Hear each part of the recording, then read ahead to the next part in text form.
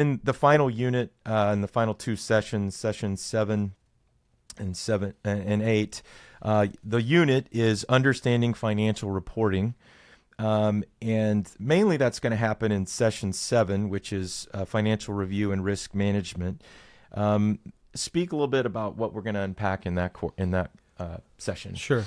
Yeah. So obviously this is the end. This is where we want to tie it all together in the course. And so you think about kind of the roadmap and where we're going. Who are you as a church? How's your church governance set up? Now, how do you handle transactions? Do you have the right controls in place to get all of that data in a format where you can understand that data in a way now where you can have useful reports? And so now we come to the end of the course, and now we feel like that the data is being managed in the right way. Now we can create useful financial reports, and this touches on what I was back at the beginning of useful reporting and the questions that we get. Now we want to help you walk through understanding, I'm going to use the general terms of a profit and loss and a balance sheet.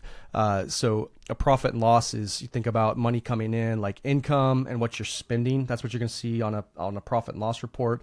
A balance sheet is, you kind of think of like your cash in the bank, like your assets, what you owe, like payroll tax versus just what you would have. Like if you're tracking, you would think like net assets in church world, for if you're tracking like building fund or missions fund or prior year surpluses, all of that financial reporting. What financial statements does a church even have? Let's start very basic. What are the 2 or 3 financial statements that a church finance team needs to understand? What do we need to send out each month? How do I read these?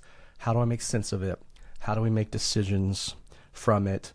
How do we, how many should be on a team looking at this? How often should a church finance team meet? What are some best practices around that? If you're at that baseline, you have no idea how to even start a finance team, what reports to send out, how to read the reports, you can come to this course and get information. If you're advanced beyond that, and you've had a finance team going for years, we can still pull out some helpful information for you. Yeah. We can get into the more advanced stuff because we've been doing this a while, and so there's a spectrum there where we can help with financial reporting on that topic. We can take a deep dive, or we can start, like I said at the beginning. There's help there on both sides of that. Yeah, that's really good. And then the final session of that last unit, or the very last video we'll do, is basically just kind of going to be set by those who are in the course and the questions they submit. We're going to take questions and spend that last video and time just answering